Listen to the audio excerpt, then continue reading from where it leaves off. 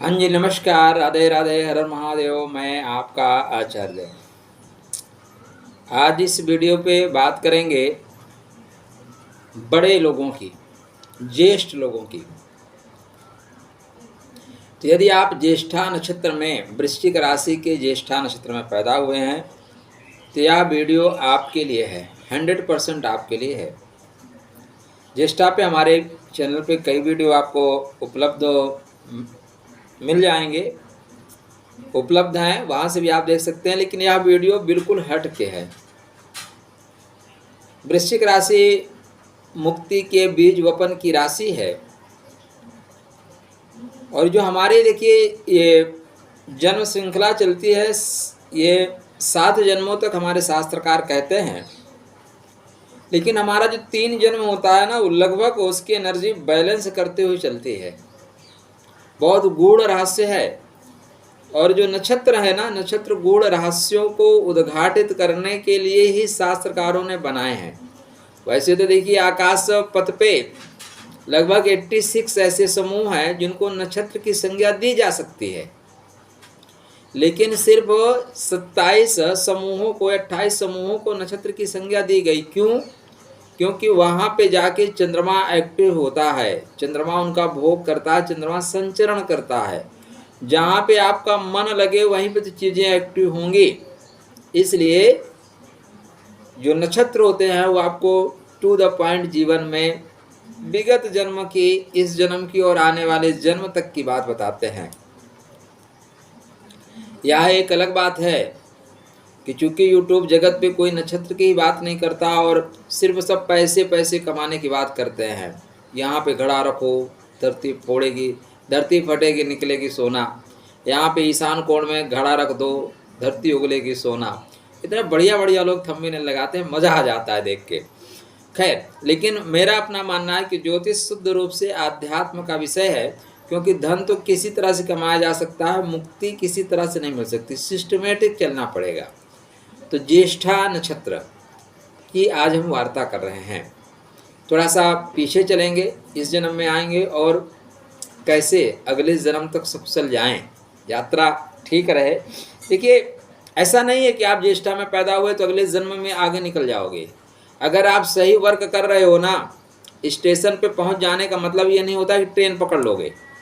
Ticket होना चाहिए, सही टाइम पे पहुंचना चाहिए। टिकट है आपका, लेट हो जाओ, पहुंचो ही नहीं। रेलवे थोड़ी ना है कि घर से उठा के आपको सीटों बैठाएगी, श्रम करना पड़ेगा मित्र। एक और पॉइंट कि कृपया वो लोग वीडियो ना देखें जो दिमाग से पप्पू हों, जिनका दिमाग खाली हो। यह वीडियो शुद्धतम आध्यात्मिक वीडियो है, तो आध्यात्म के लिए दिमाग है भैया तो देखो, नहीं अपना समय और अपना नेट दोनों बचाइए। बेवजह फालतू कमेंट करके अपनी एनर्जी और हमारी एनर्जी को बर्बाद ना करिए। कहने की जरूरत नहीं है कि यदि आपने चैनल को सब्सक्राइब नहीं किया तो कृपया सब्सक्राइब कर लीजिएगा, चैनल को सपोर्ट करिएगा। वीडियो अगर आपको पसंद आता है तो मित्रों तक जरूर शेयर करिएगा, ये आपकी जिम्मेदारी है। ज्येष्ठा बड़े हैं, बड़प्पन के साथ हैं। आप ज्येष्ठा में पैदा हुए हैं तो पहले तो आप बड़े हैं, घर में बड़े हैं। नहीं, अगर आप स्त्री हैं तो बहू बड़ी बन के जाएंगी। यदि आप किन्हीं कारणों से बड़े नहीं हैं तब आप सबके समस्याओं में खड़े हैं, इसलिए आप बड़े हैं। कभी कभी बड़ा क्या होता है कि जो सबकी समस्या में खड़ा हो जाता है वो बड़ा हो जाता है। भगवान कृष्ण को देखिए, छोटे थे, युधिष्ठिर से छोटे थे, लेकिन वो हर समस्या में खड़े थे, इसलिए बड़े थे, इसलिए अग्र पूजा उन्हीं की हुई। तो आप हर जगह खड़े हैं, तुमने बुलाया और हम चले आए।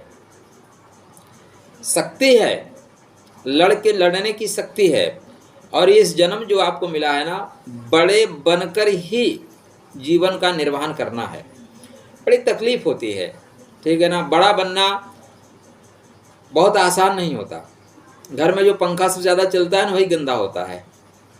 घर में जो बड़ा होता है ना, उसके बेचारे के कपड़े फटे रहते हैं, छोटे एकदम मेंटेन रहते हैं। छोटे इसलिए मेंटेन रहते हैं कि घर का मुखिया फटा कपड़ा पहनता है, वो अपना मेंटेनेंस करना शुरू कर दे तो नीचे वाले फिर फटे ही पहनेंगे। तो आपके अंदर वो बड़प्पन है कि दूसरों के लिए करते हो, दूसरों के लिए कर रहे हो। क्यों कर रहे हो, क्यों कर रहे हो? पीछे चले गया थोड़ा सा, चलिए पीछे चलते हैं। तो अगर हम चलें एक जन्म पीछे की बात। कहाँ पे? एक जन्म पीछे की बात। तो देखिए, शक्तिशाली आप अब हैं और शक्तिशाली तब भी थे। पॉइंट क्या है? शक्तिशाली तो आप हैं, जवाब देना तो आपको आता है, लेकिन अब आपकी बात को कोई सुनता नहीं। पिछले जन्म में आपकी बातों को लोग सुनने के लिए बाध्य थे, सुनना ही पड़ता था। लोग आपके वाणी से खौफ खाते थे। आपके अंदर जो शक्ति थी ना, हर पॉइंट को इतना बढ़िया से आप विश्लेषण कर देते थे कि लोगों को समझना ही पड़ता था। कुंडलिनी जागरण करने की पूरी संभावना थी आपके अंदर, पूरी संभावना थी कि आप चाहते तो कुंडली को जागृत कर लेते, लेकिन आपने जागृत नहीं किया। ऊर्जा का केंद्र बिंदु थे आप परिवर्तन करने की संभावनाएं आपके अंदर बहुत ज़्यादा थी, रूपांतरण करने की संभावनाएं थी, समय को, माहौल को परिवर्तित कर देने की आपके अंदर एनर्जी थी। आप रचनात्मक कार्यों को करने के लिए बने थे, रचनात्मक कार्यों को करने के लिए बने थे। और आप जिस कुल परंपरा से आए हैं, आपकी कुंडली ये बता देगी कि आप कहाँ से आए हैं। बहुत मज़ेदार विषय है कुंडली।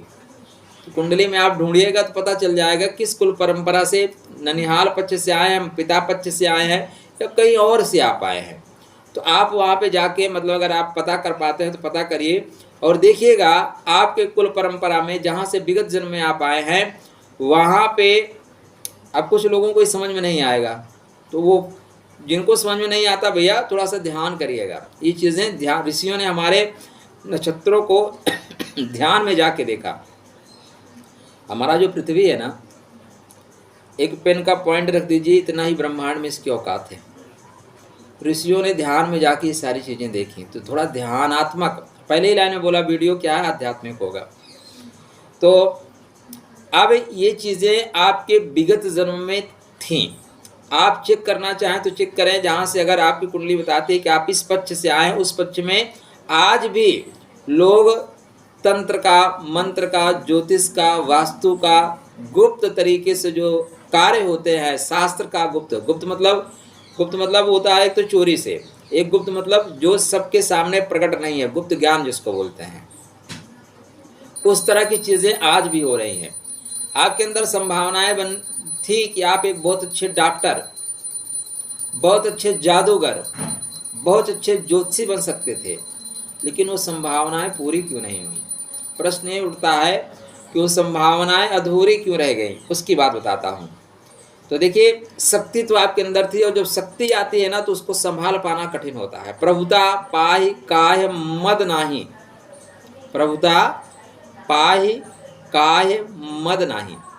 तो आपकी जो संतान थी, दूसरी संतान, प्रथम संतान, द्वितीय संतान, तृतीय संतान, ज़्यादातर संभावना ये बनती हैं कि आपके 2 संतानें तो हुई हैं, तीसरी संतान भी होने के योग आपकी कुंडली दर्शा रही है, बता रही है।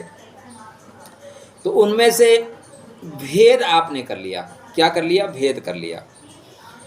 सबको बांटने की शक्ति आपके अंदर विद्यमान थी, लेकिन उसमें से किसी एक व्यक्ति को ही आपने प्रधानता दे दी। या आप ऐसे जगह मुखिया थे, ऐसे जगह थे कि जहाँ पे आपको परिवार के 10 लोगों का पालन करना था, वहाँ पे सिर्फ आपने अपने बच्चों पे केंद्र बिंदु अपना बना लिया। कहाँ पे कंसंट्रेट हुई? सिर्फ हमारे बच्चे ही आगे बढ़ें। जैसे आजकल राजनीति में होता है, सिर्फ हमारा परिवार आगे बढ़े।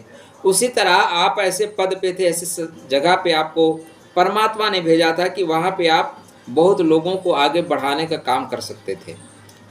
बहुत के बच्चों को पढ़ाने का काम था आपका, बहुत लोगों के बच्चों के भविष्य को बेहतर करने के लिए आपको परमात्मा ने ये सारी एनर्जी दी थी। किंतु हुआ क्या? हुआ ये कि आप संकुचित हो गए। आपको आपके बच्चों के प्रेम ने बांध दिया। और प्रेम क्या होता है? पाप संकी होता है। प्रेम पाप की आशंका उत्पन्न करता है, वो डरता है, वो 7 पीढ़ियों की बात करता है। जब हम, देखिए, प्रेम तो ये है कि हमारे पुत्र को परमात्मा दुनिया की सारी खुशियाँ दे, ये प्रेम है। मोह क्या है? मोह ये है कि मैं इतना कमा के जाऊंगा कि संसार की सारी खुशियाँ अपने बच्चे को दूंगा, संसार के सारे पैसे इतना इकट्ठा करूंगा कि मेरा बच्चा 7 पीढ़ी तक खुश रहे, ये मोह है। और प्रेम क्या है? इस जगत के नियंता ने हमारे बच्चे को उत्पन्न किया है और जगत का नियंता हमारे बच्चे को स्वस्थ रखेगा, वो उसको समृद्धि प्रदान करेगा, ये प्रेम है। तो यहाँ पे जो मोह उत्पन्न हुआ, मोह उत्पन्न होने के कारण ये सारी चीज़ें आपके साथ क्रिएट हुई। आगे चढ़े क्या? पीछे ज़्यादा जाएंगे तो थोड़ा से परेशान हो जाएंगे। यहाँ पे आपका नहीं, पीछे हम नहीं जाएंगे, अब आगे चलते हैं, ये वीडियो लंबा हो जाएगा। अब इस जीवन में जो मिला वो ये मिला, हमारे जन्मों का जो भी प्रारब्ध है ना, उसी के वजह से तुम इस जन्म में आए हैं। तो प्रारब्ध ये कहता है कि आप 6 पे थे, 6 चीज़ें मिली थी और आपने सही रिस्पॉन्सिबिलिटी अदा नहीं की, 6 में से 3 टक से काट दिया जाएगा। प्रमोशन नहीं, आपको डिमोशन कर दिया गया, चेयर आपकी 50% कर दी गई, जाओ। बहुत चीज़ें छीन ली गई, लेकिन एक चीज़ आपके साथ है, वे आप टॉकिंग आपकी आज भी अच्छी है, बात करने की कला आपको पता है, हाजिर जवाब है और लड़ सकते हैं। ऐसा नहीं है कि हार मान के बैठेंगे, लड़ने की शक्ति है और जवाब देने की शक्ति है। 3 चीज़ें आपकी, जो हमारे यहाँ 16 कलाएं होती हैं, उनमें 3 कला आपके अंदर विद्यमान है। विगत जन्म में 6 कला युक्त थे आप, लेकिन सही कर्म ना करने की वजह से 3 कला आपकी काट दी गई। आप इस जीवन में 3 कलाओं को लेके चलना है। बैलेंस बनाने के लिए आप आए हैं। जिस नक्षत्र में आप पैदा हुए हैं, नक्षत्र बैलेंस बनाने का है। स्वभाव में थोड़ा सा तीक्ष्णता रहेगी, वायु तत्व को लेके चल रहे हैं, इसलिए गतिमान रहेंगे। आरोहणा शक्ति आपके अंदर इसमें विद्यमान है। आरोहणा शक्ति जो है ना, परिस्थितियों पे सामंजस्य बना ले जाना है।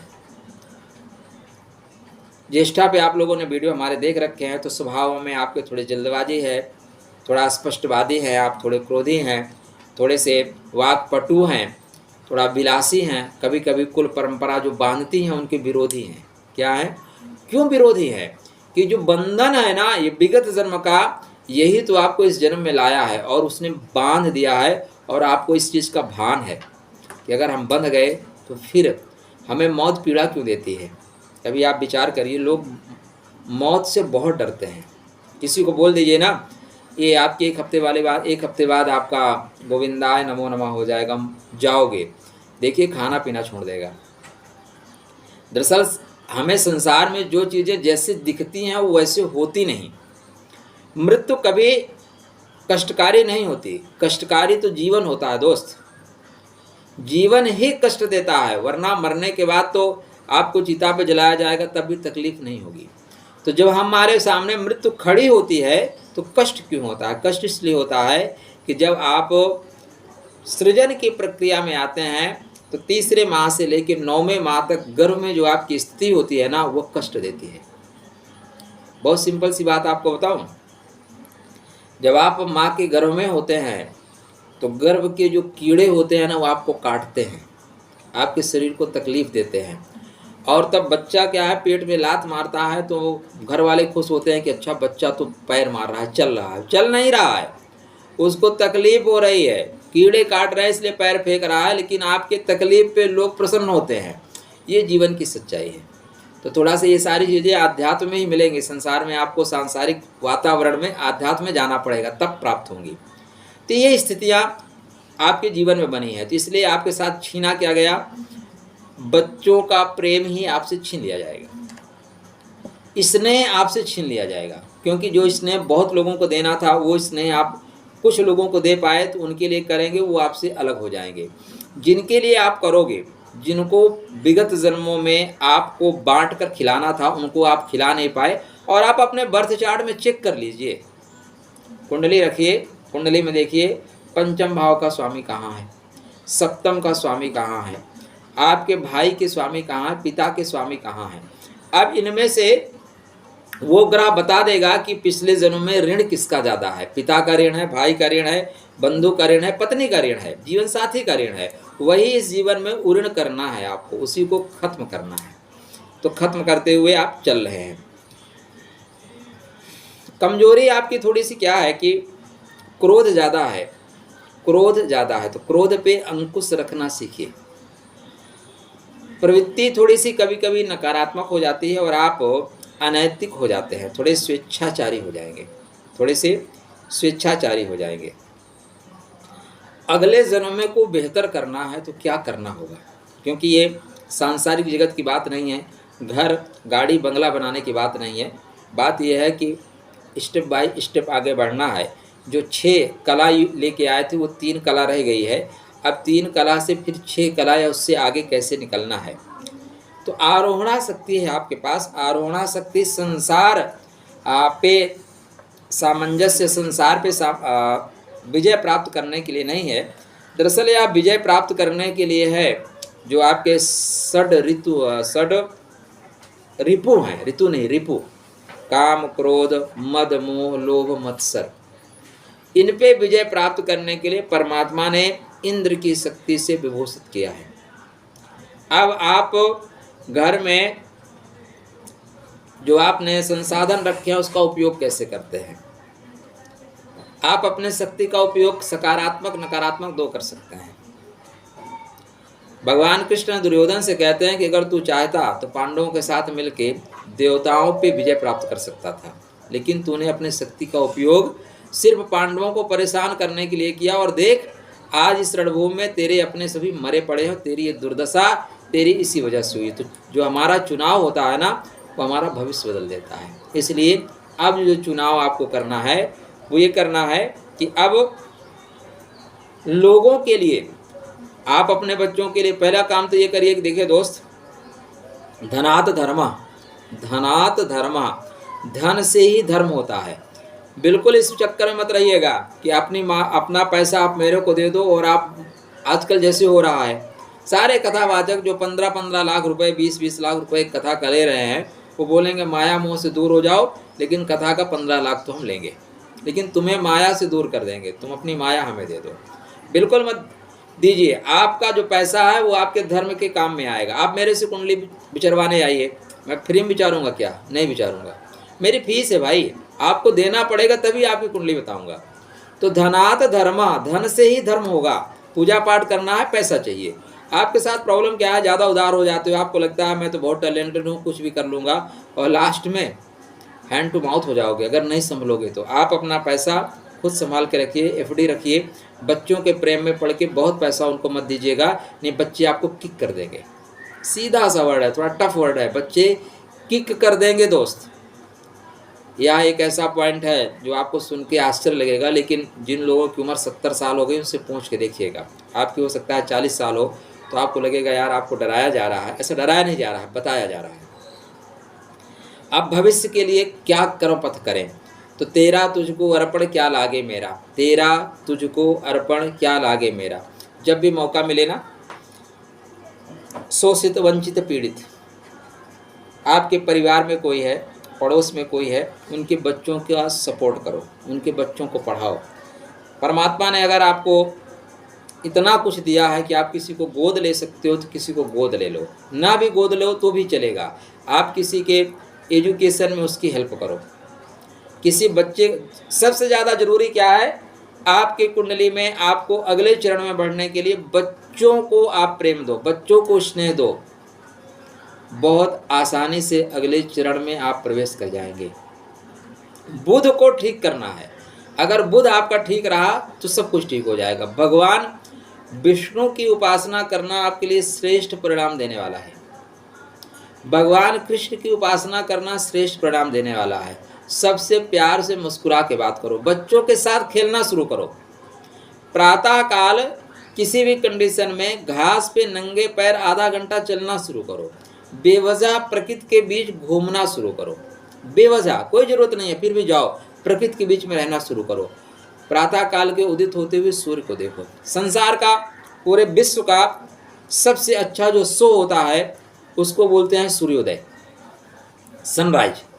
लेकिन दुर्भाग्य ये है कि 99% लोग सूर्योदय के समय सोते रहते हैं। ब्रह्मांड का सबसे बेहतरीन लाइट जो शो होता है उसको सूर्योदय बोलते हैं, लेकिन इस समय हम सब सोते रहते हैं, क्योंकि परमात्मा ने फ्री में दिया है। तो उसके पहले जागृत होना, जगना शुरू करिए, घास पे नंगे पैर चलना शुरू करिए। और अपने जीवन में जब भी आपको अपने बर्थडे पे मौका मिले, बच्चों के बर्थडे पे मौका मिले, पौधे जरूर लगाइए। आप प्रकृति को जितना बेहतर करोगे, प्रकृति आपकी उतनी बेहतर हो जाएगी, उतना बेहतर आप कर पाओगे। पोषक बनिए, पोषण करिए, रक्षक बनिए, मीठा बोलिए, नाजुक बोलिए। अगले चरणों में आप जा रहे हैं तो आरंभिक थोड़ा सा कष्टपूर्ण होगा, इसलिए उसकी तैयारी अभी से करिए। समाज में जो ऐसे लोग हैं जिनका कोई नहीं है, उनके लिए करना शुरू करिए। जब भी मौका मिले पौधों का रक्षण करिए, पौधों का तोड़ने से बचाइए, पौधों को काटने से बचाइए, बेहतर परिणाम मिलेगा। आप अपने घर में फ्लैट में रहते हैं तो आप बड़े बड़े पेड़ तो नहीं लगा सकते, तो गमले में पौधे लगाइए, उनको पानी दीजिए, उनके साथ बैठिए, बहुत अच्छा होगा। जब भी आप ध्यान करने के मूड में आए ना, तो किसी जलाशय के पास जाके, जो जल के समीप आपके मंदिर है, मंदिर को छोड़िए। मंदिर क्या है? एनर्जी को कनेक्ट करने के एक माध्यम है, चार्ज पॉइंट है, ठीक है ना। हाँ, आध्यात्मिक रूप से देखें तो भगवान के रहने के लिए हम आपने व्यवस्था करी है, लेकिन भगवान हमारे आपके अंदर रहेगा। तो अब अगले जन्म की जो तैयारी करना है वो ये करना है कि अधिक से अधिक मात्रा में आपको जल का सही उपयोग करना आना चाहिए, अधिक से अधिक मात्रा में प्रकृति का संवर्धन करना आना चाहिए, अधिक से अधिक मात्रा में आपको अपने या दूसरे के बच्चों को सपोर्ट, अपने बच्चों को तो सपोर्ट आप कर चुके, जो शोषित है, वंचित हैं, पीड़ित हैं, उन बच्चों को सपोर्ट करिए। या ऐसे लोग जो आपके मार्गदर्शन से आगे बढ़ सकते हैं, उनको मार्गदर्शन दीजिए। पिछले जन्म में भी आप कोई ना कोई गुप्त काम कर रहे थे, आप एस्ट्रोलॉजर थे, वैद्य थे, चिकित्सक थे, तब तो टैरो कार्ड चलता नहीं था, या इस समय कर रहे हैं। अगले जन्म में भी आपको इन्हीं कार्यों में जाना है। अगले जन्म में बहुत से लोगों का मार्ग प्रशस्त करना है, उनके परेशानियों से आपको मुक्त करना है। वो एनर्जी आपको, वो बीज इस जन्म में बो के जाना है, तभी अगले जन्म में वो चीज़ें प्रस्फुटित होंगी। वरना बीज जमीन में पड़ा रहेगा, ऊसर बीज भय फल जथा, ऊसर में बोने का कोई मतलब नहीं। पहले ज़मीन तैयार करना शुरू करिए।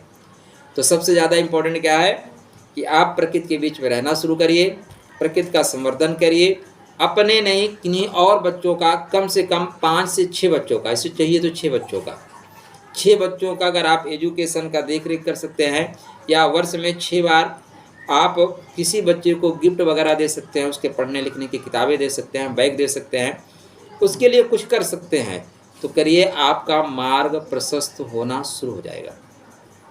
आगे